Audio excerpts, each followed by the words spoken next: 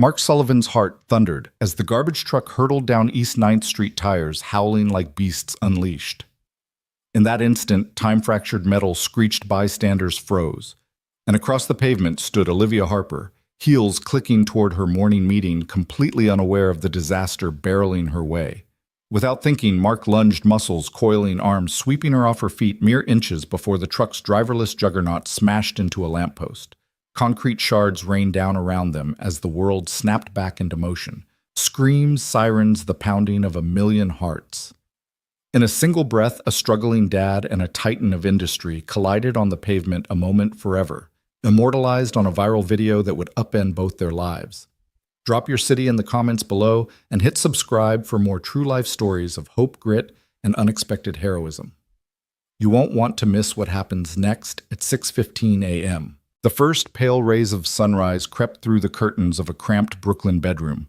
Mark Sullivan sat on the edge of the mattress, rubbing the sleep from his eyes as he gripped the canvas strap of his duffel bag. The room smelled of engine oil and yesterday's takeout markers of a life lived in overdrive. He swung his legs over the side feet, landing on the creaky hardwood. The leather soles of his boots, scuffed and stained with grease, clicked against the floor as he stood. In the adjoining kitchenette, 8-year-old Emma Sullivan. Mark's whole world hunched over a bowl of dry cereal, her golden braids bouncing with each spoonful. She looked up, cereal-streaked grin lighting her face. "Daddy, do we have time for the bus today?" she asked, her voice bright even before dawn. Mark crouched beside her, smoothing back a stray lock of hair. "We're cutting it close, Peanut," he said, tapping his watch. "But I'll drop you off on the way to work. Sound good?" Emma nodded vigorously, milk sloshing over the edge of her bowl. "Perfect." She shoved another spoonful in her mouth, then asked in a muffled tone, "Will you fix my science project after work?" He smiled, heart squeezing. "You bet. We'll make it the best volcano the science fair's ever seen." By 6:45, Emma was dressed in her pink jacket and mismatched rain boots, her favorite combo for muddy mornings, and Mark hoisted his duffel onto one shoulder, keys jingling in his hand. Their walk to school was a daily ritual 2 blocks through the East Village past the deli that always smelled of fresh bagels and coffee, and around the corner where the street art was bright enough to compete with the dawn sky. As they passed the corner, Bodega Mr. Rodriguez, the owner, greeted Emma with a wave and slipped her a free cookie.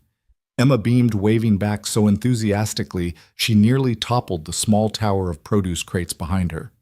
Mark chuckled, handing Mr. Rodriguez an apologetic nod. "Thanks," Mark said quietly. "You're the best." Mr. Rodriguez winked. "Anytime, champ." At the school gate, Emma bounded forward to her best friend, clutching her lunchbox like a trophy. Mark knelt to hug her. "Have a great day, monkey," he whispered, planting a kiss on her forehead. "You too, Daddy," Emma chirped. Then she darted inside, her laughter mingling with the morning bell.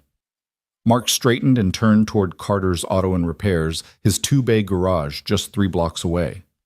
As he walked, he tensed at the rumble of a diesel engine, the sound of his life in constant motion. The auto shop was already awake, fluorescent lights flicked on in the windows, and mechanics in grease-streaked coveralls greeted him with nods and thumbs up. Morning Mark called Richie his foreman from beneath the hood of a silver sedan. "Got that transmission in yet?" Mark shrugged off his duffel and set it on the counter. "Just got the parts in," he replied, rolling up his sleeves. "I'll have her shifting smooth by noon." Inside, the air was thick with the tang of oil rubber and metal. Tools were neatly arranged along pegboards, each one marked with Mark's exacting handwriting. A battered workbench held Emma's latest art project, a paper volcano speckled with glitter, and beside it a stack of invoices waiting for Mark's signature. He unlocked his office door, a repurposed storage closet with a single desk lamp, and checked the schedule. 4 vehicles for the day, a taxicab with busted brakes, Mrs. Nguyen's minivan in for an oil change, and 2 mid-range sedans needing routine tune-ups. By 7:30 a.m., customers lined the sidewalk, a schoolteacher clutching a latte, a delivery driver tapping his foot impatiently, and a businessman in pressed slacks who glared as Mark emerged, wiping his hands on a rag. Mark greeted each with the same calm courtesy he'd learned in the air guard's steady voice, direct eye contact, no fuss. He jotted down notes, set price estimates, and offered ETA windows, small acts of control that mattered in an unpredictable world. At 800 a.m., Mark poured himself a cup of stale office coffee, grimacing at the acrid taste.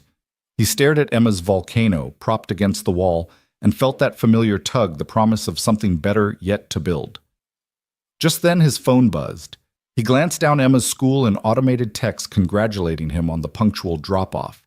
He smiled, tucking the phone in his pocket, as the first real customer of the day strolled in, Mrs. Nguyen waving her keys.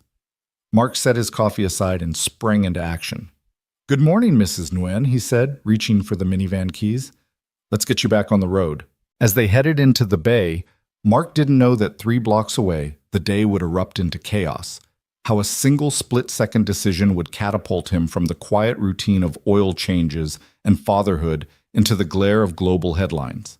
But for now, it was all about Greece gratitude and the steady rhythm of a man determined to keep his daughter and his community moving forward. Mark fell into the rhythm of the morning walk as naturally as the city fell into its own. Emma skipped alongside him, her small boots tapping the cracked sidewalk in a playful patter. They passed a corner vendor roasting chestnuts, the nutty steam spiraling into the cold air, and a line of early commuters muttering over steaming cups of coffee. The sun had just cleared the rooftops, painting the brick facades a dusty gold. Daddy Emma asked, tugging his hand, "Do you think today's science fair will be fun?" Mark glanced down at her hopeful face. "Absolutely. Your volcano is going to blow them all away." She giggled, eyes bright. "Just like real lava." He laughed, letting go of a small wisp of worry. This walking his daughter to school, smelling fresh bagels drifting from the deli, greeting familiar faces, was everything he lived for. They rounded the corner onto East 9th Street, where the city's heartbeat always felt a little louder. A fruit cart man hollered apples, bananas. "Get your vitamins here," followed by the buzzy whir of delivery bikes zigzagging through gaps in traffic, the riders' voices crackling over walkie-talkies. The city seemed wide awake, chattering over itself in dozens of languages. At the curb by the school gate, Emma paused to tie her shoelace. Mark knelt to help the familiar motion grounding him. "You ready, princess?" he asked. She stood and bounced on her heels. "Ready."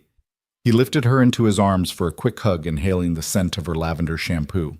"Have the best day," he said, setting her down gently. She waved and dashed inside, turning once to blow him a kiss. Mark straightened, slipping his hands into the pockets of his jacket, and watched as Emma disappeared into the swirl of backpacks and uniforms. Parents clustered at the gate, offering last-minute reminders. The crossing guard waved a stop sign, and the first cars of the morning line rolled past in a slow procession of brake lights. He started back down the block, already thinking about his first customer at the garage. The soft rumble of an idling garbage truck echoed from around the corner, but Mark didn't pay it much mind. There was always noise in the city construction drills, honking horns, the low hum of conversation leaking out of open cafe doors. It was part of the tapestry, as familiar to him as the scuffed floor mats in his old pickup. Yet something about that rumble felt off. His instincts, sharp from years of military service, pricked at him. He paused by the traffic light, hands resting on his hips. The truck's engine revved unevenly, like a tired animal fighting to be heard. He glanced up the incline. The garbage truck was parked at the top of the block, driverless, wedged between a construction barricade and a parked van. Its driver's side door swung open, metal clattering against the side panel. The orange safety lights blinked half-heartedly as if signaling distress. Mark frowned and crossed his arms, squinting at the vehicle. It shouldn't have been creeping forward. Most drivers would engage the parking brake, cut the engine. But this one's engine was alive, the truck inching down the hill as if drawn by gravity's silent pull. A cyclist in an orange vest swerved to avoid the van skidding to a stop. He cursed under his breath and flagged down a pedestrian, pointing at the truck now gathering speed. But no one shouted a warning. Pedestrians checked their phones. Delivery riders honked impatiently. Cars edged closer to the moving mass. Mark's heart rate ticked upward. He realized what was happening: a runaway. The garbage truck was rolling toward the school zone, straight down a hill crowded with foot traffic. He didn't think. The years of training, of reacting under fire, snapped into place. He jogged toward the truck, weaving through slow-moving cars. A man on the sidewalk saw him and hollered, "Hey, watch out!" But Mark didn't glance back. Emma's face flashed in his mind, her tiny hand waving goodbye, the way she trusted him to keep her safe. He closed in on the truck's passenger side just as it lurched over a manhole cover, jolting violently. The driver's door flew wider, its window a jagged void. Mark reached for the handle, yanked the door open, and leapt onto the running board. The truck bucked under his weight, metal groaning. He braced one foot against the rear axle, knuckles white on the doorframe. Inside the cab was empty. The steering wheel oscillated aimlessly. The side mirrors vibrated with the truck's uncertain momentum. Mark yanked at the ignition switch. It was still on. He twisted the key, but the engine protested. There was no time for finesse. A screech of brakes echoed from cars behind. Horns blared. People finally looked up, eyes wide in panic. Mark scrambled through the open door, reaching for the wheel. He twisted it hard, hoping to angle the truck away from the crowded sidewalk. The tires gripped the asphalt, lurching the vehicle toward the center line. He shouted over the roar, even though no one could hear him. "Hold it! Hold it!" The truck yawed, scraping the side of a parked delivery van. Metal screeched, glass shattered, and the truck swung back toward the curb. Mark's arms strained against the wheel's stiffness. He threw his weight into it, pivoting the front end away from the school gate. By the time he forced the truck into a narrow alley, it had picked up too much speed to stop completely. The rear wheels clipped a chain-link fence. The fence buckled, the truck lurched into a stack of wooden pallets, which exploded in a cascade of splintered wood. Finally, with a jarring crash, the truck ground to a halt. Mark's lungs burned as he dragged himself from the cab, swaying with the residual motion. He heard the rush of feet on pavement, people rushing to see if he was hurt. Car horns blared triumphantly. Phones lifted, recording his silhouette against the twisted hulk. A woman in a white coat. Olivia Harper staggered into view, her heels scuffed, eyes locked on the truck's battered front. She looked smaller, fragile somehow, despite the power she must wield in boardrooms. Mark stepped forward and gently reached out, guiding her away from the wreckage. She turned to him, breathless, chest heaving. A single bead of sweat rolled down her temple, mingling with petrified relief. "Are you okay?" he asked, voice raw. Her eyes filled with tears. I think so. Thank you." He gave a quick nod, glancing back at the truck. "You should probably call someone." Her voice caught. You saved my life." A stranger's voice rose behind them. "That man's a hero." "Did you see that?" Mark waved a dismissive hand. "I'm just glad it stopped before anyone got hurt." Olivia grabbed his arm. "No," she said, urgency cutting through her shock. "You don't understand.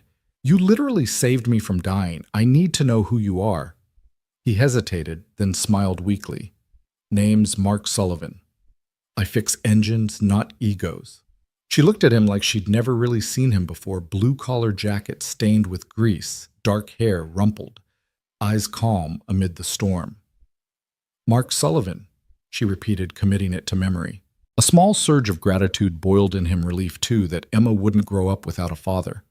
But the echo of tension still hummed in the air, a reminder that every calm had its cost. Mark glanced toward the school gate. Children were streaming out, clustering with parents. Emma's energetic wave cut through the crowd.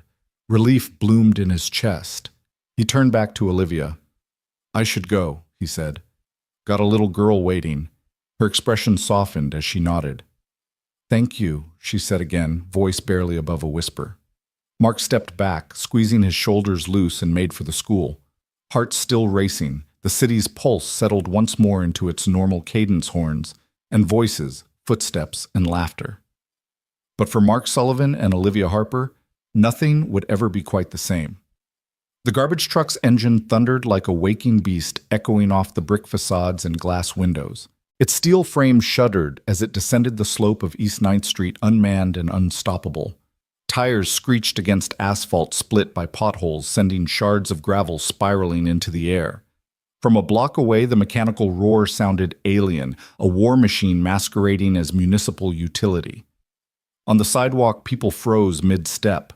A cyclist skidded to a halt, yanking his brakes so hard his front wheel buckled. A mother shrieked, clutching her toddler's hand as the child's wide eyes reflected the truck's headlight glare. Businessmen in tailored coats spilled coffee onto their shoes, their phones tumbling from slack hands. Every face turned toward the descending colossus, horror infused with disbelief. The truck had broken free of its driver, its cabin yawning open like a wounded animal's mouth. Mark Sullivan's heart hammered in his chest. He'd glimpsed the danger moments before when the truck had rumbled past the school gates, were rattling the iron fence, and sending children ducking into classroom doorways. But now, as the vehicle climbed speed around the curve, it became a runaway bullet on wheels aimed squarely at the crowd just ahead. He tasted adrenaline on his tongue, sharp and electric. "Run!" Someone screamed. It was a man's voice, raw with panic, but so many voices cried out that the word dissolved into a cacophonous howl. Cars pulled sideways into intersections, sending horns into frenzied protest. Pedestrians threw themselves onto building stoops. The city's bustle morphed into a tableau of terror. Mark didn't hesitate. His mind distilled to a single-purpose stop: that truck. He pivoted on his heel, his scuffed boots finding purchase on the uneven pavement. He heard the truck's brakes straining against gravity, the metal protest too late. Sparks flicked from the undercarriage as it scraped a parked delivery van, the van's horn blaring in indignation before the truck lurched off again, crushed fender glinting. He glanced left and briefly saw Olivia Harper frozen like a statue, her white coat a stark contrast against the truck's grimy metal. Her heels clacked on the curb as she pivoted, eyes wide mouth open in a silent scream. She'd stood too close, transfixed by the chaos, ready to be swallowed by it. Time dilated for Mark. He saw her dark hair spill across her shoulders, glinting in the morning light, and felt his gut twist with urgency. He surged forward, his arms pumped at his sides, driving him past skidding cyclists and terrified parents. The roar filled his ears, eclipsing every other sound. He registered fragments of the scene: the fruit vendor's cart tumbling like dominoes, apples bouncing into gutters. A woman in neon leggings collapsing out of a delivery bike helmet rolling into the street. A taxi driver leaning on his horn so hard his knuckles went white. Mark's lungs burned, but he didn't slow. He cut through a gap between a parked SUV and a scaffold pole, flipping a passerby's newspaper into the air. The taste of dust and gasoline stung his nostrils as he sprinted across the cracked crosswalk, the white stripes blurred beneath his feet. An officer 3 blocks down blew his whistle, but the sound was swallowed by the truck's momentum. Within moments, Mark was under the truck's shadow. He decelerated only enough to gauge its speed, maybe 15 miles per hour, now fast enough to pulverize anything in its path, slow enough that human intervention might just succeed. The engine still roared, the cab's glass windshield vibrating under the strain. The side mirror on the passenger door swung like a pendulum, reflecting chaos back at the street. He planted his feet, braced himself. His military-trained mind cataloged every variable slope angle, tire trajectory, speed, distance to Olivia. He recognized that if he misjudged, if he caught even a centimeter of the tire with his shoulder, it would crush him. But to do nothing was unthinkable. He inhaled cold air flooding his lungs. The world narrowed, he, the truck, Olivia. The rest dissolved into peripheral blur. His right hand reached for the truck's passenger door handle, the chrome slick with grime. His left reached for Olivia, that frail figure about to become a casualty of circumstance. He calculated the arc: if he yanked her from the curb and slammed into the truck simultaneously, he could redirect its front wheels away from the crowd. The final yards closed in a breathless flash. Olivia's eyes met his for a heartbeat wide and questioning. She tried to step back, but the roar pinned her feet. Mark's voice boomed, though he doubted she heard it. "Get back!" Then, propelled by will greater than any fear, he lunged. Mark's shoulder slammed into Olivia's side as he wrapped an arm around her waist, yanking them both toward the street. The truck's momentum shuddered against the doorframe beneath his palm. Metal groaned. The world lurched sideways as he spun his momentum, guiding them toward a sliver of open asphalt. Concrete met shoulder as Olivia tumbled from his arms. He followed her down, not protecting himself, but using his body as a buffer between her and the truck's massive front wheel. His legs collapsed under the force, his chest pressed against the cold ground. In that instant, the truck careened past them, a slanted shadow harboring disaster. The drag of its rear bumper scraped the pavement a foot from Mark's head. He felt the floorboards vibrate under his cheek. The tires thundered on, friction singing as the truck finally ground to a halt against a toppled lamppost. Silence crashed behind the roar. Mark lay for a moment, tasting asphalt in his mouth, chest heaving. He pushed himself up on trembling arms, heart pounding like a war drum. Olivia lay 50 feet away, sitting on the curb, her palm pressed to her cheek. She stared at him with eyes that shimmered in disbelief. He saw the tremor rippling across her coat, the small trail of blood on her forearm where concrete had grazed her skin. He scrambled to his feet, legs unsteady but determined. Pedestrians began to exhale, gasping the breath they'd held. Phones emerged, cameras clicked. A dozen hands reached toward Olivia, but Mark cut through the crowd in 2 strides, kneeling beside her. "Are you hurt?" he asked, voice rough as gravel. She blinked, dazed, then pressed her palm harder to her arm. I think I'm okay. You saved me." He ran a hand through sweat-damp hair, chest heaving. "You're going to be fine. Just take a breath." Her gaze flicked up, meeting his. Relief pooled in her eyes, and for a moment she seemed too fragile to speak. Then she whispered, "Mark, you saved my life." Mark nodded, suddenly aware of the blood trickling from a long gouge across his own forearm where shards of concrete had met him. Pain bloomed, but he barely felt it, another testament to the surge of adrenaline that had carried him here. Behind them, the truck's engine idled, as empty and defeated as the broken streetlight dangling overhead. Paramedics' sirens wailed in the distance, drawing closer. The crowd parted, creating a small corridor of respect. Olivia sat up, brushing grit from her coat. Mark rose beside her, offering his hand. She took it, standing unsteadily. Her high heels clicked across the rubble as she closed the gap between them, eyes never leaving his. "Thank you," she said again, voice stronger now. "Truly." Mark just nodded. He glanced at the gathering EMTs. "They're here. You should let them check you out." She hesitated, then gave a curt nod. As she turned to walk toward help, Mark watched her staggering steps. Then he looked up the hill at the school gate where Emma would soon pour out into the street. He glanced back at Olivia one more time, her white coat now smudged hair must regaining her composure. No words passed between them, but in that mutual breathless silence something shifted. 2 lives separated by opportunity and circumstance had collided in chaos and forged a bond neither expected. Mark turned and jogged toward the school, every nerve alive with the knowledge that while he had saved one life, he had another to protect. His daughter's face flashed in his mind, the smile he promised he'd keep safe. With that promise burning in his chest, he broke into a sprint, racing through the stunned crowd and into the street. Mark's arms closed around Olivia Harper's waist like iron bands. Time stretched as he hauled her off the curb, twisting both of them away from the truck's lethal path. Concrete scraped his palms. Olivia's heels skidded against the rough pavement before she tumbled free and rolled onto her side. Mark used every ounce of strength left in his lungs and legs to shove her away from the monstrous grill, away from the spinning wheels that bore down like a freight train. The garbage truck screamed past them, the deafening roar of its engine a tomb for the usual city symphony. Its momentum carried it into a battered lamppost just feet from where Mark and Olivia had lain. Metal groaned as the lamppost bent, sheer steel buckling under the assault. Sparks flew from the collision, sending a shower of orange fireflies across the cracked asphalt. The truck ground against the lamppost in a violent embrace before shuddering to a halt, the front end wedged at an impossible angle. Then, as if released from some cosmic tension, it fell silent. For a heartbeat, the world held its breath. There were no honking cars, no shouting vendors, no squealing bike tires. The only sound was the ragged panting of Mark and the distant babble of water dripping from the ruptured garbage can's hydraulic arm. Then a single gasp echoed down the street, followed by another, and soon a ripple of exhalations coursed through the onlookers. Olivia lay on her side, coat sleeve scraped, her hand pressed to the concrete where she'd hit the ground. Her dark hair fans out in the dust, and her eyes, those cool, measured eyes that normally commanded boardrooms, were wide with raw astonishment.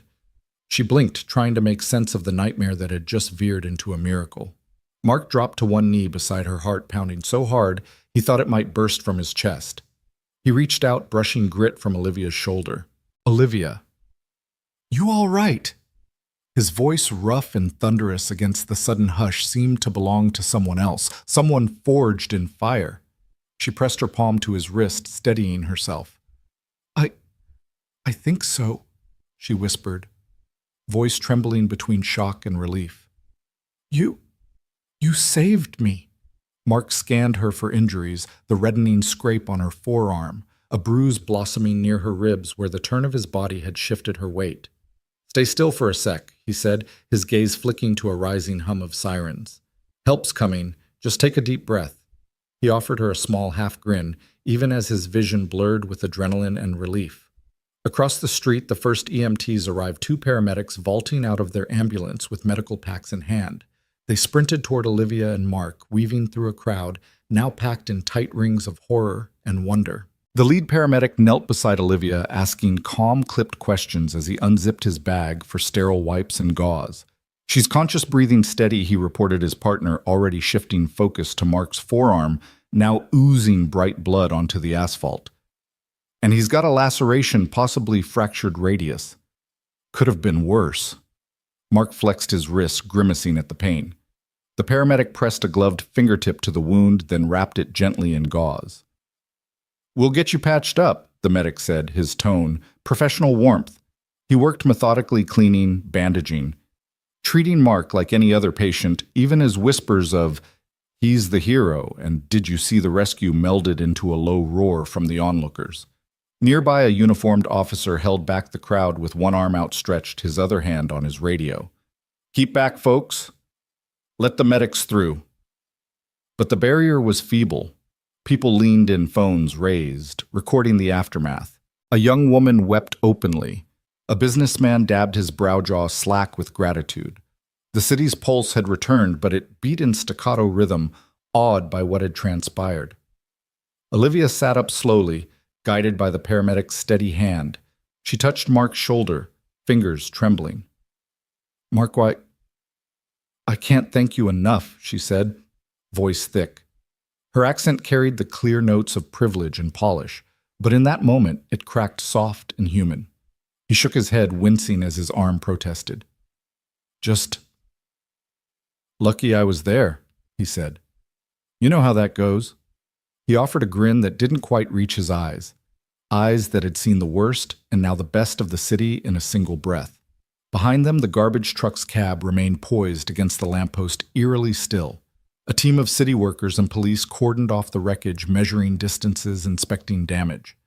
Under the flashing red and white of emergency lights, the lamppost looked like a fallen sentinel. A soft murmur rose as EMTs helped Mark to his feet, guiding him to the ambulance steps. He offered Olivia his uninjured hand, and she took it, steadying herself. "You should ride with me," she insisted, voice firmer now. "At least let me see you're okay." Mark hesitated, glancing at Emma's school just a block away. Its gates flung open with children filtering out in uniform lines. He thought of his daughter's expectant face. "Nah," he said, wincing again. "Gotta get back to the shop. Unfinished repairs won't fix themselves." Olivia's eyes softened with something like admiration. "You're more dedicated than anyone I know," she said. "I insist." She turned to the paramedic. "Can I ride along, just in case?" The medic checked Mark's vitals and shook his head. "She can come, ma'am, but we'll both need a full check at the hospital. Rule of thumb for any high-impact rescue." Olivia nodded, accepting both the medical protocol and Mark's stubborn resolve. She slipped into the back of the ambulance, recognizing that this was no longer a professional courtesy, it was personal. Mark climbed in beside her, the EMT guiding him onto a bench seat. As the doors slid closed, the world outside pulsed with sirens and whispered heroes. Olivia pressed her head back, watching Mark struggle to find a comfortable position. "You know," she said softly, voice echoing in the confined space, "I owe you everything." He gave her a sidelong look, blood still seeping through the bandage. "Just keep living," he replied.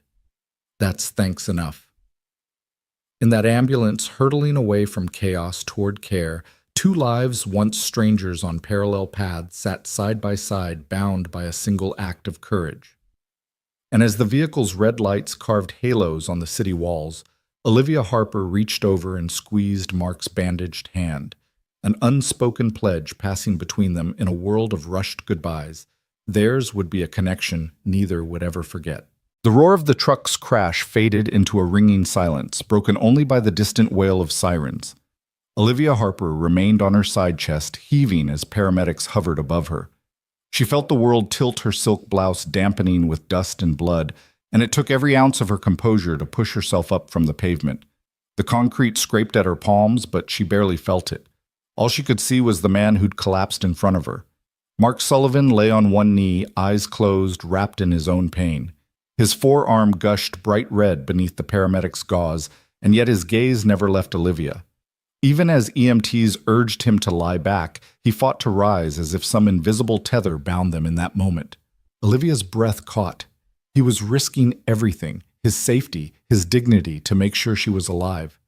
Slowly, and with the air of someone trembling on the edge of a vertigo, Olivia pressed her fingers to the scrape on her sleeve. The warmth under her fingertips startled her.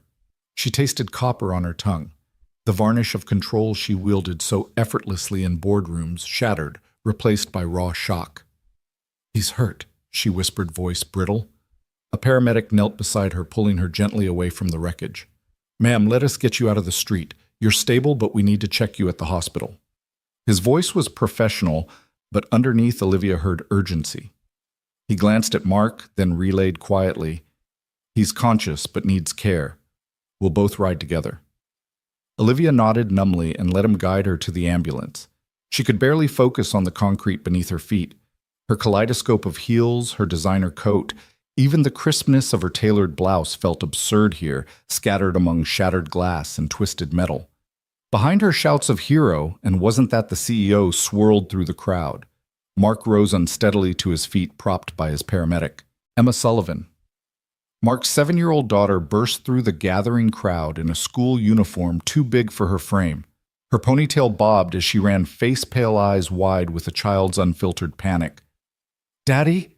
she cried, slipping through the perimeter of bystanders and kneeling beside him before an EMT could intervene. "Daddy, are you okay?"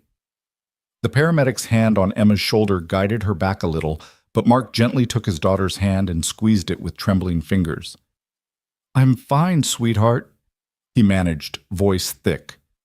Emma's small hand looked impossibly fragile, clasped in his. "I just wanted to make sure someone kept you safe."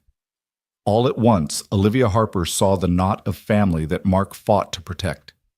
She realized this blue-collar stranger, the man who rarely asked her name, risked his life not to save a CEO, but to save another parent's child, another family's world. Tears stung her eyes. She pressed a knuckle to her cheek, dabbing at the moisture she refused to show. No billionaire rescue doctor could replicate this moment. No corporate strategy could manufacture this courage. The paramedic ushered her onto a stretcher, and as she lay back, Olivia's gaze locked on Mark's profile, strong jaw dusted with stubble. Calloused hands wrapped around Emma's, eyes feral with disbelief and relief. She tested the strength behind her own panting breath. "Wait," she rasped to the medic. He paused mid-strap. "Sir," she called out to Mark, voice cracking. "Sir, thank you." Mark looked up at her, confusion wrinkling his brow. Around them, the city's pulse resumed. A phone camera clicked, tires screeched a distant honk of a car horn. Yet in the ambulance's shifting light, time had paused for these three souls. Emma leaned close, voice small. "Daddy, can we ride with her?" "She helped you." The paramedic exchanged a glance with his partner and nodded. "We'll get you both settled," he said. "Let's keep you close." "Okay?" Mark guided Emma up the stretcher ramp as the paramedic tucked Olivia's IV into place. Emma crawled in beside her father, curling into his side, clutching his good hand. Olivia felt the tremor in both of them, father and child, more real than any boardroom speech she'd ever given. The ambulance doors slid shut, muffling the crowd's gasps. In the compartment's cramped quarters, Olivia watched Mark's daughter stroke his hair, humming a lullaby she must have learned at bedtime. If she hadn't been in a billionaire's shoes, Olivia would have envied that bond. "Olivia Harper," she managed, voice soft. "I'm Olivia Harper." Mark looked up, confusion melting into recognition. "I'm Mark Sullivan," he replied, tone rough with awe. "And this is Emma." "Thank you, Mark," Olivia said carefully, meaning more than her words. "Thank you for saving me." He swallowed, nodding once. The paramedic checked his blood pressure, then Olivia's, and murmured, "All right, you two are stable. We're headed to Bellevue." Olivia's heart hammered. Bellevue, a place she'd driven past 1,000 times but never entered as a patient. She closed her eyes and let the world tilt beneath those red flashing lights. Emma, clinging to her father's sleeve, whispered, I'm proud of you, Daddy. His chest tightened. Hey, he said in a voice that might have carried echoes of war zones where his heart had seen darker days. You're my hero every day. Olivia blinked, surprised by the sweetness of that exchange. She glanced at Emma's sketchbook perched on the seat rail. Simple drawings of family stick-figure hearts, and a figure in coveralls holding a child's hand. Emma's world revolved around her father's strength. Olivia could see it in every careful line. The ambulance rattled through the city streets' lights, dancing across their faces. Olivia found herself reaching out, brushing a fingertip against Mark's arm. He tensed, but didn't pull away. Do you need anything? She asked, voice vulnerable. He shook his head. Just get better, he said wryly. Emma and I need to go home. A smile flickered across Olivia's blood-stained lips. I'd like that, she said. I'd like to thank you properly. Mark's gaze softened with something like relief. I'm not much for dinners, he admitted, but I owe you. The paramedic gave them a knowing look. Don't worry about payment, he said, packing away his instruments. Heroes ride free. Laughter bubbled through the tension, and even Emma giggled, poking Mark's shoulder. You're a hero, she teased. You get all the free rides. The tension in the ambulance eased into something like hope. Olivia stared at the emergency doors at the world beyond that would greet them with questions, cameras, and endless speculation. But here, confined by rushing walls and pulsing lights, she saw only what truly mattered. A man, his daughter, and the fragile thread that bound them in the face of disaster. And in that shared space of shock and recognition, Olivia Harper, Billionaire, CEO, knew that her life had been rewritten not by strategy or shareholder votes, but by the quiet, unvarnished humanity of a single dad named Mark Sullivan. The cell phone trembled in the bystander's hand as the garbage truck barreled past. With a single instinctual sweep, Mark Sullivan had hurled Olivia Harper clear of the metal beast, and the entire world was watching. By dawn, the footage of that split-second act had been shared, reshared, remixed, memed, and dissected across every platform imaginable. On every screen, from Brooklyn subway cars to Wall Street trading floors, Mechanic Dad Saves Billionaire played on loop. Mark woke before sunrise to the glow of his own phone, the notifications flashing like warning lights, videos, tweets, articles. He squinted at the headline scroll. Blue-collar hero, just a dad, now a legend. Mechanic's quick thinking spares CEO's life. Sullivan goes viral. All hail Dad. His garage phone rang off the hook with media inquiries. None of them welcome. Emma, still half asleep on the couch, peeked at her father's strained face. Daddy, why is everyone calling you a hero? He forced a soft smile. Guess I did something right, kiddo. He squeezed her hand before slipping downstairs to brew coffee, heart pounding as he scrolled through streams of praise and confusion. Mark was used to customers asking for affordable oil changes, not invitations to late-night talk shows. And he certainly wasn't prepared for strangers calling him inspirational or the embodiment of ordinary courage. In his grease-stained hoodie, he felt anything but. Meanwhile, in a high-rise penthouse on Park Avenue, Olivia Harper sat at her floor-to-ceiling windows, the sprawling city far below. She'd spent her life bending steel through boardroom decisions, but nothing had ever felt as fragile as her own mortality in that single moment. Now, as the first rays of sunlight crept across the skyline, her phone buzzed incessantly on the glass coffee table alerts about profiles tagging her shares of the video links to interviews where people speculated about the poor man's version of Superman. She pressed her palm to her chest, still feeling the aftershock of impact, Mark's arms enveloping her like a shield, the roar of the truck's engine giving way to a dreadful hush when it smashed the lamppost. She had thanked him, of course, in that cramped ambulance, but now the echo of that gratitude filled her entire being. She rose restless and paced her marble-floored living room in shimmering heels still stained with dust. Each article referred to her as the Billionaire, a label she'd worn all her career like a protective shell, and yet in those seconds of terror, she had been simply Olivia. The New York Post led with a grainy, still Mark silhouette mid-lunge, Olivia's white coat billowing as she fell backward. The caption read, "Unlikely Savior. Dad ends CEO's morning commute, nightmare." CNN ran the uncut clip at 6 a.m., anchoring it with interviews of stunned witnesses. "I've never seen anything like it," one taxi driver said. The guy just dove in without a second thought.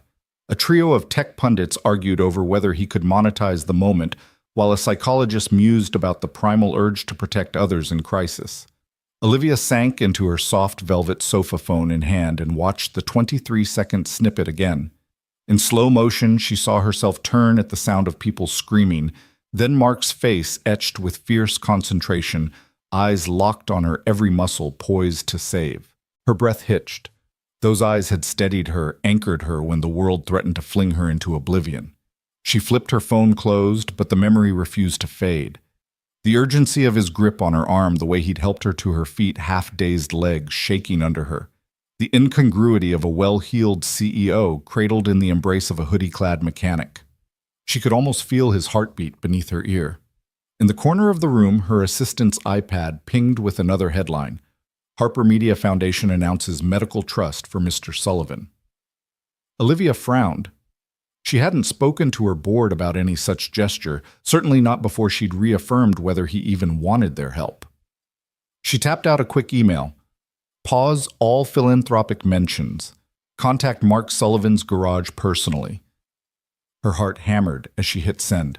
For all her wealth and power, she felt helpless to reach him.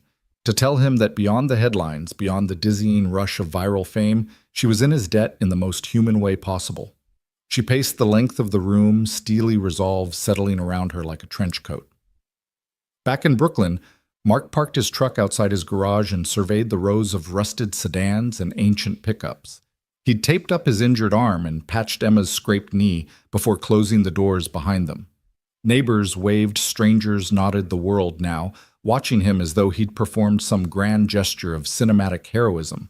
But in the quiet of his own block, he was still just Mark Sullivan. Father mechanic. Reluctant celebrity.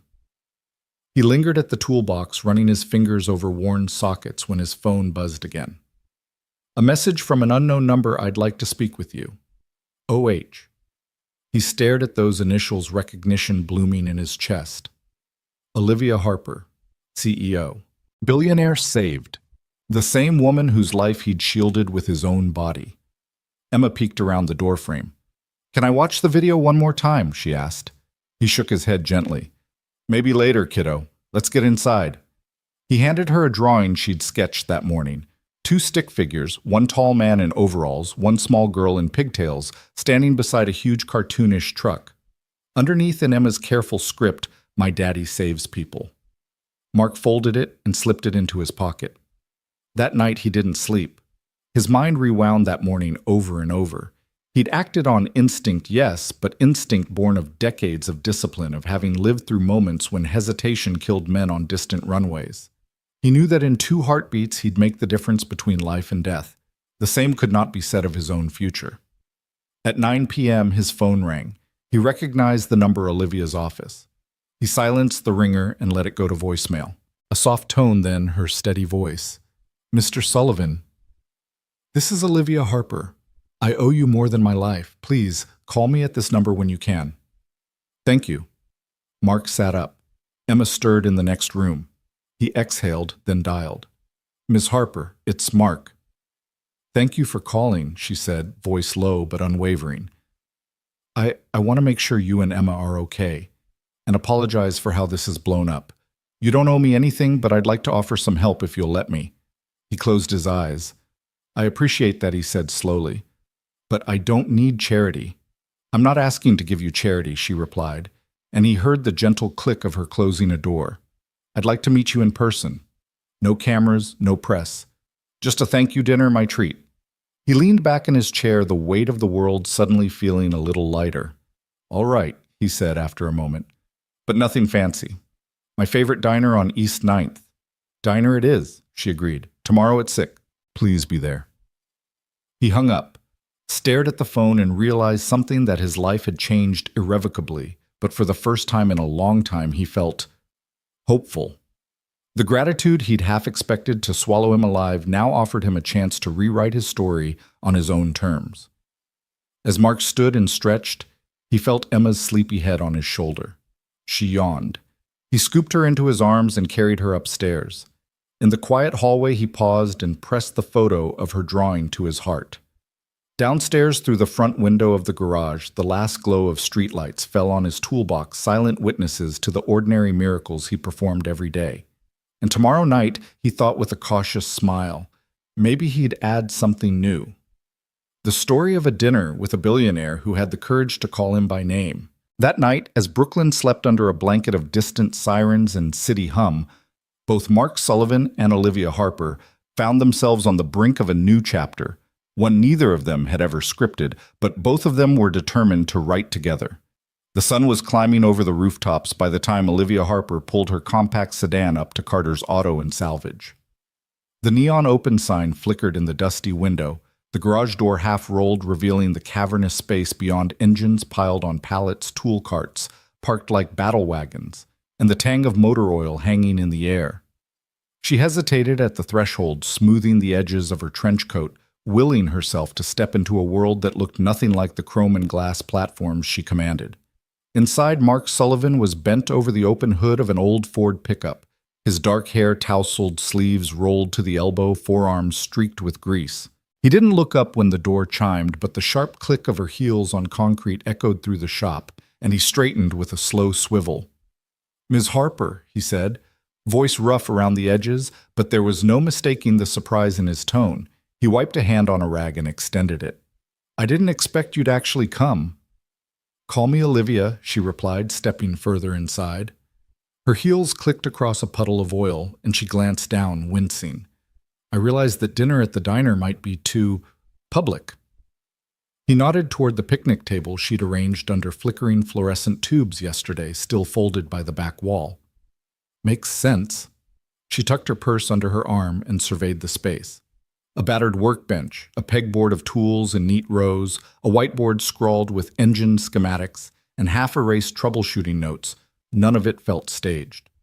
It was the real thing. "I wanted to find you here," she said, voice catching on the word. Wanted, not demanded, not assumed. "I needed to see where you work." Mark's dark eyes flickered with something unreadable. "Most people don't."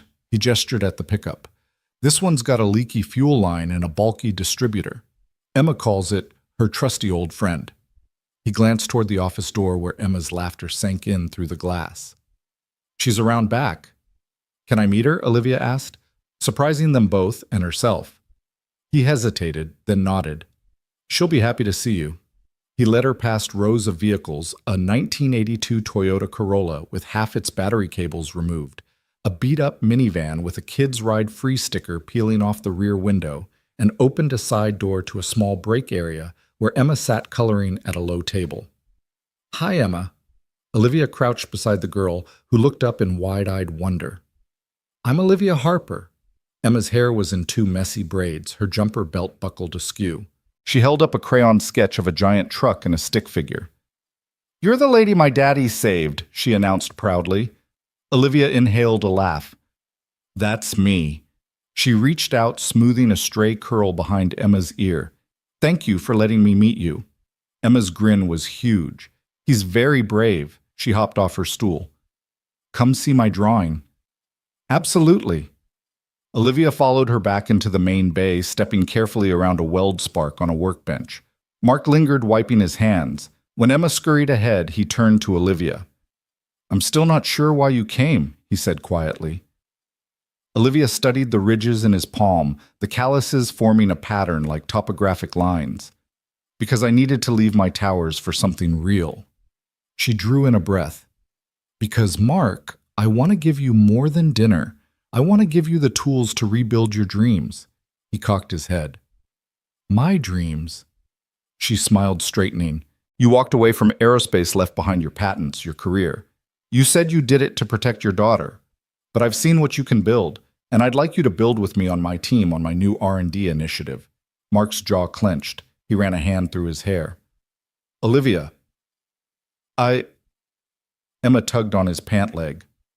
"Daddy, look." She thrust her drawing forward, a sleek blue and white plane with Olivia at the controls and Mark waving from beneath, holding Emma in one arm. The caption read, "Pilot Dad and CEO Lady flying together." Olivia's eyes glistened. "That's beautiful." To Mark she said, She has a gift for seeing what matters even when the world looks the other way. I think she drew exactly what you and I could be. Mark knelt, brushing Emma's curls. You're something else, kiddo. Then to Olivia, I don't know if I can go back. You don't have to, she answered, stepping closer. You can go forward. She picked up a long wrench from the pegboard, balanced it in her hands. Here, start here. Help me design the first prototype. Show me how you see the world. He stared at the tool, the weight of it in his palm. Then he looked up at her, meeting her steady gaze. The hum of the fluorescent lights and distant traffic receded, leaving only the two of them standing amid engines and raw possibility. He offered a small, wry grin. All right, where do we begin? Her relief flickered into a radiant smile.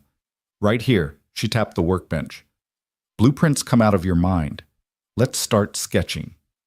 They cleared a space, pulled down a roll of butcher paper, and spread it across the surface. Mark grabbed a pencil. Olivia fetched a ruler.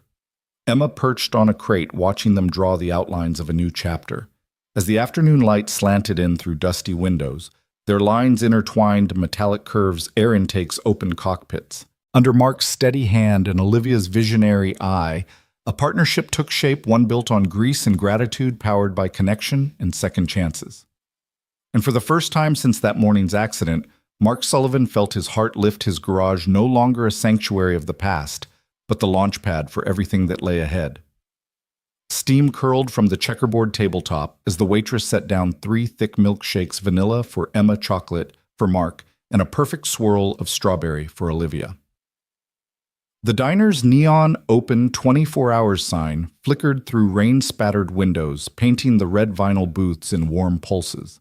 The scent of frying onions and grilled beef lingered in the air, mixing with the dull hum of fluorescent lights overhead. It was the kind of place where time slowed, where secrets found a way of surfacing between bites of cheeseburger and sips of frothy sweetness. Mark leaned forward, his forearms resting on the formica.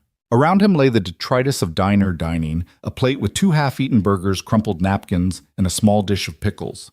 Emma was perched on the edge of her seat, hugging her milkshake like a trophy. Olivia sat opposite them, her tailored coat draped over the booth behind her eyes, bright with curiosity. So Olivia began stirring her strawberry shake with a plastic straw. You really do make everything from scratch here. She nodded toward the kitchen door where the cook's silhouette flickered in and out. Mark shrugged, a half-smile forming. Our secret is low expectations and high-heat grills. He dipped his fries back into ketchup, then paused. But honestly, everything tastes better when you haven't got a million shareholders sniffing around. Emma snorted, orange milkshake mustache and all. Daddy always says if you cook for the heart, the stomach will follow. Olivia laughed, and the sound felt like sunlight breaking through clouds. That's a great line. Mind if I borrow it? Feel free, Mark said, his gaze drifting to Emma. He caught Olivia's eye and nodded, as if saying, She's my North Star. Then he turned back to his daughter. You want to tell Ms. Harper about your art project this weekend? Emma's eyes lit up. We're painting rainbows on community center walls. She bounced with excitement. Ms. Lopez said colors chase away bad days. Olivia reached over and gently ruffled Emma's hair. That sounds wonderful, Emma. I'd love to help. Emma beamed and turned back to her shake, humming with pride.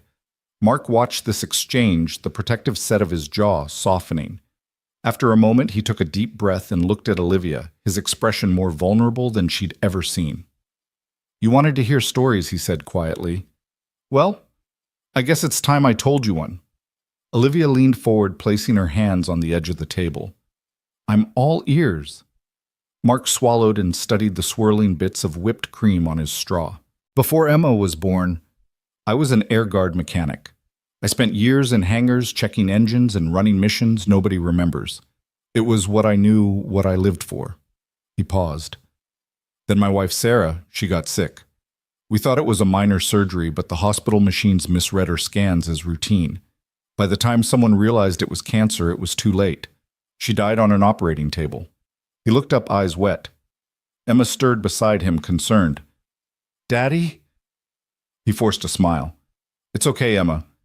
It's just sometimes machines fail the people who trust them most. He met Olivia's gaze, raw and honest. I walked away from all of it after that. No more hangars, no more sky, just this garage. and my girl. Olivia reached across the table and placed a hand over his. I'm so sorry, Mark. No one should have to carry that. He squeezed her hand gently, then let go and rested his chin on his folded arms. What about you? You said you lost someone too. Olivia exhaled the memory, pressing in. She took a shaky sip of milkshake and nodded. My mother, she was my biggest supporter, my fiercest advocate. I started this company because of her belief in me, but I got so wrapped up in growth and margins that I forgot who I was doing it for. When I almost died yesterday, I realized I'd lost more than my footing. I'd lost my compass. Mark's brow furrowed. And now, Olivia said, setting down her straw, I need to rebuild that compass with people who remind me what really matters. She glanced at Emma, whose pink-stained lips curved in mischief. I need to remember how to feel something other than deadlines and boardrooms. Emma hopped down to yawn. I'm beat. She reached for both parents' hands. Can we go home and watch cartoons? Of course, Mark said, his voice cracking with tenderness. He stood and scooped Emma into his arms, her small arms wrapping around his neck. Olivia rose as well, slipping into her coat. The trio made for the door, leaving coins propped on the ketchup bottle for the check. Outside, raindrops danced on the pavement, turning city lights into glittering halos. Mark pulled Emma's hood up, then, and offered his other hand to Olivia. She accepted it without hesitation, stepping close under his umbrella. Their shoulders brushed, and in that moment, nothing else existed. No viral videos, no corporate titles, just two people tethered by shared loss and newfound hope. Emma's sleepy voice drifted between them. I'm happy your friend's coming to my art project. Olivia looked down at her, smiling softly. Me too, Emma. Me too. Mark glanced at Olivia, his grip tightening ever so lightly. Thank you for listening, for caring. She met his eyes, the neon glow of the diner sign reflecting in her own. Thank you for letting me in. I think we're just getting started. And as they walked into the night, father-daughter and CEO turned friend, there was a sense that in this small act of shared confessions over diner burgers and milkshakes, they had forged a bond strong enough to power whatever came next. The neon buzz of the diner sign hummed overhead as Mark polished off the last of his fries, the checkered tabletop now littered with napkins and half-empty milkshake glasses. Outside, the rain had eased to a steady drizzle, soft enough to be forgotten, but persistent enough to remind them that the world beyond this booth still paused on the edge of chaos. Inside, however, time seemed to stretch an unhurried luxury in which two people could finally lower their shields. Olivia set down her own empty strawberry shake with a sigh that carried more weight than the whipped cream spilling over the rim. She smoothed a stray lock of dark hair from her face, her tailored coat bunched at her elbows. I don't usually do this, she said, voice low and honest. Open up, I mean. In boardrooms, I learned early that vulnerability is weakness. You stay poised, detached. You never let anyone see the cracks. Mark studied her profile, the flicker of neon painting her cheekbones in gentle pinks and blues. He knew the look well, the practiced composure of someone who had been forced to build walls for self-preservation. I get it, he said quietly. I used to believe that too. She looked at him, surprise flickering in her eyes. Yeah. He leaned back against the vinyl, folding his arms as if bracing himself for the confession. I was an aerospace mechanic, before all this. He gestured around the diner as if that greasy, humble world were as foreign to him as a distant planet. I worked on C-130s for the Air Guard. Pre-flight checks, engine overhauls, the whole 9 yards. I was good proud even. But then... He paused, throat tightening on a memory too sharp to swallow whole. There was a crash. A test flight. It was my job to sign off on the mechanical systems, but I missed something. I don't know how, but I did. Olivia's hand stilled on the table. The diner's hum receded as she leaned in, curiosity and concern warring in her gaze. Tell me, she urged softly. He closed his eyes, exhaling slowly. It was a new model, lighter, faster. We were testing altitude performance. My team and I had run the diagnostics a dozen times, but in that final climb, a fuel line rupture sent the plane into a stall. The pilot called in trouble then. Nothing. We found the wreckage miles away. 3 crew members died. His voice cracked. My wife was on board. She was the flight attendant. He opened his eyes, refusing to look away from Olivia's steady stare. They said it was a freak accident. No one blamed me publicly, but I blamed myself. I walked away from my career, from everything I loved, because I thought if I stayed, I'd break under the weight of it all. Silence stretched between them, charged and fragile. Outside, a honk punctuated the drizzle, but in their booth, the only sound was Mark's steadying breath. Olivia reached out, placing a hand over his forearm. Her touch was light, but it felt like an anchor in the tempest of his guilt. "I'm so sorry," she whispered. "I can't imagine what that was like." He nodded, eyes distant. It was easier to be broken than to keep pretending I wasn't. Then Emma came along. He turned his head to glance at his daughter, sleeping in the back seat of the booth's adjacent car seat, an abandoned prop after dinner. Emma's cheek rested against the plush toy she refused to leave behind. "I had to do something, so I built this garage instead. I figured if I couldn't fix lives, I could fix machines. It gave me a reason to get up in the morning." Olivia swallowed hard, her own defenses slipping away. She took a shaky breath. "My story's not as dramatic, but I lost someone too." She straightened as though gathering steel for the next admission. "My mother died of a rare heart condition when I was in college. She was my mentor, my champion, the reason I even applied to business school. After that, I threw myself into work acquisitions, mergers, scaling companies. I told myself that climbing the corporate ladder would fill the void she left." She laughed, a soft, hollow sound. "Turns out you can't replace a mother with stock options." Mark's gaze softened. "It takes a strong person to build empires. But it also takes one to admit it's not everything." Olivia's shoulders slumped with relief. "I used to think power meant control. But yesterday when I saw you throw yourself in front of that truck, that was control in its purest form. You trusted your instincts, your skill, and that you'd be willing to die for a stranger. That to me is the definition of true strength." Mark's throat bobbed as he swallowed, emotion pooling in his eyes. "I didn't think of you as a billionaire. I just saw a person in danger. No boardroom, no titles, just a life that mattered." He glanced down at the dry ketchup stain on his work-worn jeans. In that moment, none of the rest of it mattered. Olivia reached out and tucked a tendril of hair behind her ear. "And yet, so much else matters." She paused, her fingertips brushing his knuckles. "We both built walls, me around my heart, you around your talent. But here in this booth, they've come down. I've never trusted someone so quickly." Mark's lips quirked into a small, vulnerable smile. "Same here." Emma stirred, blinking awake and rubbing her eyes. She sat up, a yawn catching in her throat. "Did I miss something?" Olivia reached across the table and ruffled Emma's hair. "You're just in time for dessert." She slid a napkin toward the girl. Emma beamed, undeterred by the gravity of the conversation she'd interrupted. Mark chuckled, watching Olivia's hand linger on the napkin next to Emma's. "Thank you for listening, for caring." Olivia's eyes glistened. "Thank you for telling me, for letting me see you."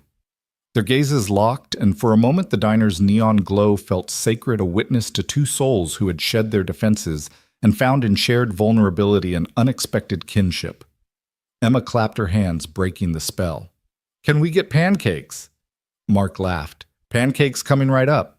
Olivia folded her coat around her and rose. "Don't let me keep you. I'll order at the counter." She offered Mark a nod that carried gratitude and hope. Mark stood, sweeping Emma into his arms. "Stay," he said softly, voice thick with feeling. "I'm not ready for this conversation to end." Olivia paused, then stepped back into the booth's glow. "Neither am I." She slid onto the seat beside them, and in that simple act joining father and daughter, she erased the boundary between two worlds. The waitress returned, pen poised over the check. Olivia smiled, ordering 3 stacks of pancakes, butter melting on top, and extra berries for good measure. Outside, the rain lightened into a mist, but inside, 3 people tucked into comfort food felt warm enough to weather any storm. As Mark and Olivia traded playful glances across the table and Emma dug into her blueberries, the diner's buzz resumed. Conversations floated around them, but they sat cocooned by trust, shared regret, and the fragile bloom of something new. No longer CEO and mechanic, but 2 imperfect hearts rebuilding together, one pancake at a time. That evening, the city light shimmered against the wet pavement as Mark Sullivan locked the garage door behind him. Emma, clutching her beloved sketchbook, tugged gently at his sleeve. Daddy, she murmured, are we going to see her again?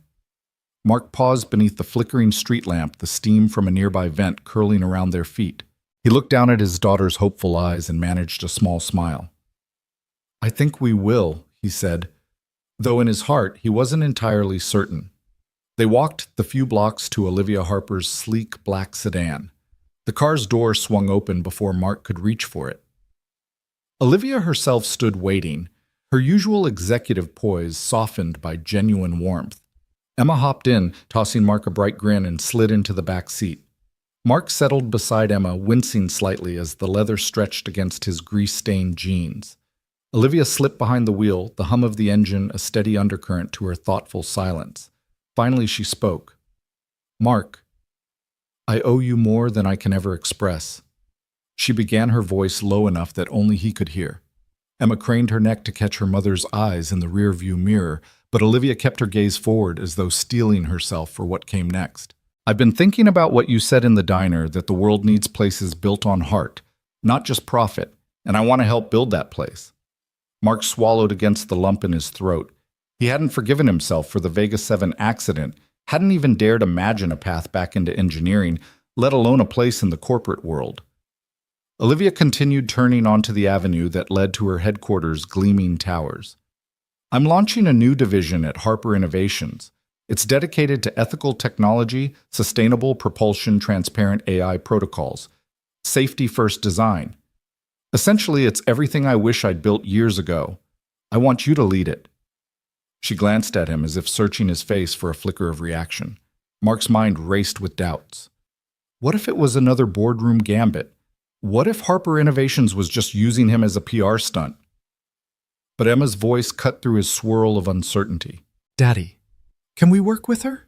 She asked sweetly, eyes wide in the reflection of the streetlights.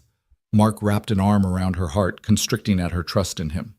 Olivia parked beneath the tower's canopy. The drop-off was silent except for the lyrics of a soft jazz tune playing on the car stereo. No pressure, she said quietly. Think of it as an invitation, not an obligation. She cut the engine, and the sudden hush felt cavernous. Mark stared at the dashboard, at the mirrored reflection of a man he hardly recognized anymore, scarred, hesitant, but perhaps ready. He cleared his throat. I don't know if I can go back, he admitted, voice rough. I walked away once because I thought I'd never forgive myself. I don't want to step into a world that nearly destroyed me. Olivia nodded, stepping out of the car. Emma followed suit, taking Olivia's hand and bouncing on her toes. Mr. Sullivan. Please, Emma chirped.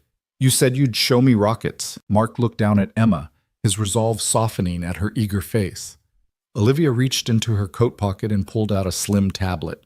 She tapped it, and a schematic flickered to life between them, a blueprint of a compact electric engine annotated with hand-drawn notes and safety margins. This is our first project, she said, holding it out to Mark. It's obviously still rough, but this concept could revolutionize short-haul flight. I want you to refine it, perfect it, and lead the team that brings it to life. Mark took the tablet, fingers brushing against hers. The neon glow from the tower above lit the blueprint in spectral blues and greens. He studied the lines, traced a fuel cell node, felt his old engineer's mind waking from a long slumber. The weight of the proposal pressed against him, not just a job, but a chance at redemption, a chance to protect lives through better design rather than burying guilt beneath rusted metal and faded tool marks. He raised his eyes to Olivia's expectant face. You really want me, he said, voice barely above a whisper. I need you, she corrected softly. You see the human side of this. You know what happens when systems forget the people they serve. I've built empires, but without someone like you, they can fail in the most dangerous ways. She reached out, placing a hand on his shoulder. I believe in you, Mark. And if you believe in me, we can build something no one will ever regret. Mark closed his eyes and inhaled deeply. Emma tugging gently on his sleeve. When he opened them, the man reflected in the tablet's glossy screen looked back at him with a flicker of hope. He extended a hand toward Olivia. All right, he said, voice steady. I'll do it. Olivia's smile was bright enough to rival the tower's lights. Emma clapped her hands, her laughter a clear bell in the night air. Mark slipped the tablet into his work jacket, the very feel of it igniting a warmth in his chest. As they walked together into the lobby, father-daughter and CEO side by side, Mark Sullivan realized that in accepting this offer, he wasn't just rejoining the world he'd once abandoned. He was stepping into a future he never dared imagine, one built on the bedrock of courage, empathy, and second chances. Late one rainy Tuesday, Olivia stood at the head of the gleaming boardroom long table, rain tapping insistently against the floor-to-ceiling windows behind her. The board members, each with immaculate power suits and carefully neutral expressions, hovered at the edge of their seats, papers rustling like nervous whispers. She took a breath, feeling the weight of every pair of eyes trained on her. Beside her, Mark Sullivan shifted, clutching a stack of folders, overflowing with internal memos and safety reports. This was more than a meeting. It was a reckoning. Olivia cleared her throat. "Thank you all for coming on such short notice," she began, voice steady despite the tremor she felt inside. "You've seen the headlines. Jake Carter." She paused, giving Mark a nod, "has brought forward evidence of systematic cover-ups in the Vega 7 project. We have the original safety memos that were blacklisted. We have record of suppressed tests. And we have a responsibility not just to our shareholders, but to every life that could be at risk to correct these wrongs." A hush fell. Jonathan Miles, the board's longtime chair, narrowed his eyes. "You're suggesting we hand over proprietary documents to regulators? This could destroy our partnerships, tank our stock, expose us to billions in liability." His tone was low but edged with steel. It was the same tight fear Olivia saw in many boardrooms, a fear of loss over the pursuit of truth. Mark stepped forward, voice unwavering. "Yes. Because if we don't, more people could die. I lived through the aftermath of Vega 7. I lost everything. My wife, my career, because corporations chose profit over people. You can protect your balance sheets, or you can protect the public. You can't do both." He set the memos on the polished oak table, letting the gravity of each folder speak for itself. Murmurs rippled through the room. Miles's jaw twitched. "You knew the stakes when you signed the NDA," he said. "We have legal obligations to protect company confidentiality." Olivia raised a hand. "We signed a greater obligation when we put safety first into our mission statement. That promise is worthless if we fail to honor it today." She swept her gaze around the table, CFO, General Counsel, heads of R&D, all faces she had once admired, now clouded with betrayal. "I will not let Harper Innovation stand accused of complicity in a disaster that we allowed to happen. I am prepared to resign rather than conceal the truth." The room crackled with tension. Miles's eyes flicked to Mark, then back to Olivia. "You're willing to risk everything for this whistleblower." "I'm standing by him," she said simply. "Because when a man with nothing left but integrity comes forward, I want to be on the side of integrity." For a long moment, no one spoke. Then Emily Wong, head of legal, cleared her throat. "We could preemptively disclose these documents to the NTSB and the Department of Transportation, control the narrative rather than be forced into it." Her suggestion rippled relief among some, but others scowled at the idea of public exposure. Olivia leaned forward. "Exactly. We'll submit the full affidavit, the memos, the test logs, everything. We'll cooperate fully. Yes, our stock may falter. Yes, we may lose contracts. But in the long term, we rebuild trust. We redefine what corporate responsibility means." Miles slammed his palm on the table. "This is corporate suicide." Mark met his glare head on. "This is moral necessity." He turned to the rest of the board. "Think about the families of those 32 victims. Think about the next generation of engineers we're training right now. Would you rather protect a quarterly profit or protect a child's life?" The words hung heavily. Miles looked at his colleagues, their faces reflecting an internal struggle. One by one, they shifted in their chairs, glancing at the folders that lay open on the table. Olivia's voice softened but remained firm.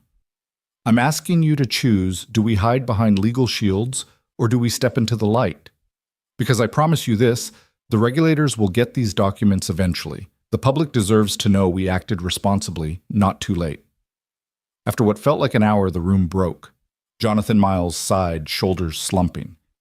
"Very well," he said. "We'll authorize full disclosure, but we proceed carefully.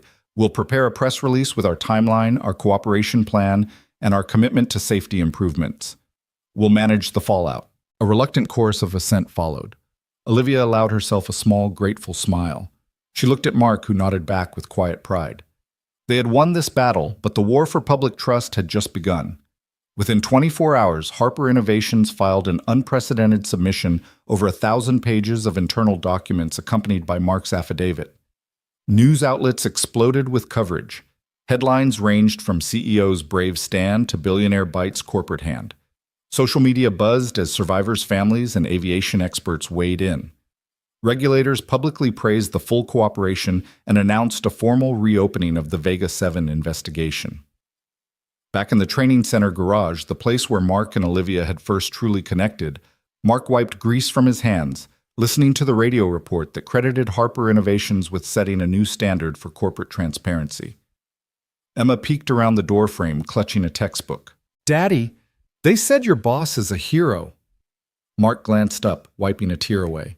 Olivia appeared behind him, carrying 2 mugs of hot chocolate. She handed one to Emma and the other to Mark. "And so are you," she said softly. Emma hopped onto a stool between them, the 3 of them forming a circle of quiet triumph. Olivia folded her newspaper heady with the day's events. Our stock dipped, but only briefly. She noted relief in her voice. Investors respect the honesty approach. And more importantly, the DIOT just sent word they'll be consulting with us on new safety regulations. She looked at Mark. "You helped save countless lives twice, once on the street and now in the boardroom." Mark took a slow sip of his hot chocolate, carefully savoring the warmth. "I couldn't have done any of it without you," he said. "You gave me a chance to be heard." Olivia smiled, her hand finding his across the workbench. "We gave each other that chance." Emma giggled, pointing at the grease on Mark's cheek. "Superheroes get dirty," she declared, eliciting laughter from them both. As the evening settled, the glow of the garage lights reflected off their faces, Mark's lined with relief, Olivia's softened by purpose, Emma's shining with pride. The world outside was still buzzing over the dramatic turnaround at Harper Innovations, but here in this humble workshop, 3 lives intertwined in a testament to what happens when courage meets conviction. In that unassuming space of grease and heated metal, they celebrated not only a corporate victory, but a victory of integrity over convenience, and a new blueprint for how business and humanity could build something better together. Sunlight streamed through the high windows of the newly unveiled Harper Sullivan Training Center, dancing across rows of gleaming workbenches and overhead ducting that housed fume hoods and ventilation for every experiment imaginable. The center's sign, bold cobalt letters against weathered bricks, spelled out a promise: hands-on lab, build, tinker, dream. Beneath that promise, laughter and conversation rose in harmonious buzz. Mark Sullivan stood near the entrance, wiping grease from his hands on a clean rag, yet somehow still glowing with pride. Around him, clusters of teenagers bent over red and white model airplanes, wiring circuits, calibrating engine mock-ups, and soldering sensors. Their eyes shone with curiosity, the same spark Mark once felt in his own heart before tragedy knocked him off course. Emma bounded up her ponytail, swinging like a metronome as she carried a small toolbox twice her weight. "Daddy, look," she said, opening the lid to reveal her latest creation, a miniature drone with paper airplane wings. Mark knelt beside her, marveling at the precision of her design. "That's incredible, Emmy," he said. "You engineered lift with wings of whimsy." She beamed, pride radiating from her. Behind them, Olivia Harper moved gracefully through the space, clipboard in hand, but her attention fully on the students. She paused at a workbench where 2 girls calibrated a robotic arm, offering quiet guidance. "Try adjusting the servo's pulse width by 10 microseconds. See how that smooths the movement." One girl nodded, sent the command, and the arm glided through its paces, earning high fives from her partner. Olivia smiled, remembering her own first breakthroughs in an aerodynamics lab long before boardrooms and balance sheets. A group of middle schoolers clustered around a transparent water tank at the far end, testing 3D printed hulls for small submersibles. Their instructor, Javi, a former trainee turned apprentice teacher, coached them. "Remember Reynolds' number changes with viscosity. Let's increase the nozzle diameter by 2 millimeters and rerun the demo." The kids exchanged determined looks and got to work, overtaken by genuine excitement. Mark moved to his own demonstration area, where a half-assembled combustion assist engine prototype rumpled under a protective cover. Tapping the cover aside, he addressed a circle of students. "Today we'll learn how to integrate hybrid power systems, electric startup. Then a short burst thermal boost. It's the future of short-haul flight. He glanced at Olivia, who gave an encouraging nod. In that glance was the unspoken acknowledgement they had built this together from the wreckage of past failures to this living testament to possibility. Emma tugged on her father's sleeve. "Can I show them my drone?" Mark smiled. "Lead the way, chief engineer." Emma marched over to a workbench where a group of younger kids watched in awe. With practiced confidence, she plugged her drone's battery into the test station, tapped a touchscreen, and the little aircraft lifted on invisible currents, hovering steadily. "We optimized the wing's angle of attack for maximum lift, with minimal power," she announced. The children erupted in applause. Some took feverish notes. Emma's cheeks flushed with delight. Olivia joined them. "You're an amazing teacher," she told Emma, who shrugged shyly. "I learned from the best," Emma said, glancing between her parents. Mark wrapped an arm around his daughter. "And you learned from a great CEO," he whispered to Olivia, who returned his smile with a warmth that transcended words. A sudden cheer rose from the courtyard beyond the main hall, drawing their attention to the glass exterior doors. Outside, under fluttering paper airplanes hung from cables like kites caught in time, a crowd had gathered for the center's first community open day. Local families, elected officials, and press members milled around sampling interactive stations, a wind tunnel where visitors could test their own paper planes.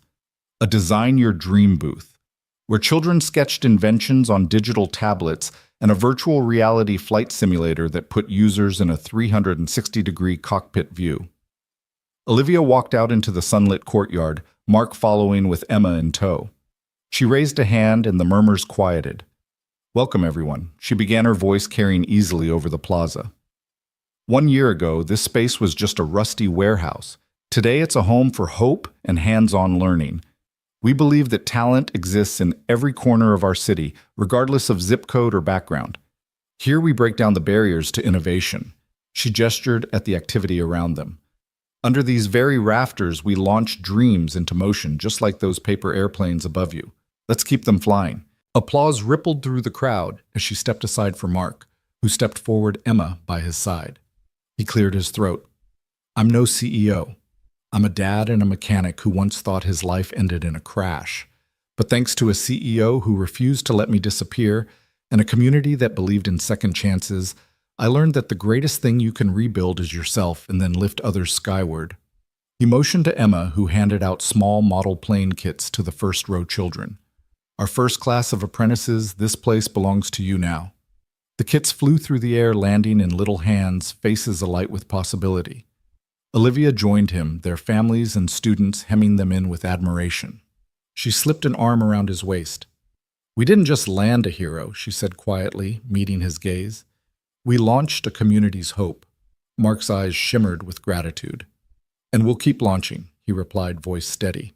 As the sun dipped toward the horizon, the courtyard filled with impromptu paper plane contests, laughter, and the hum of excitement. Emma took her father's free hand and they both raised theirs to cast a final paper airplane together, watching it catch the breeze and soar beyond the center's walls, a symbol of all they'd built. Around them, the Harper Sullivan Training Center stood as proof that from acts of courage and unexpected partnerships, entire worlds can be lifted, one hopeful soul at a time.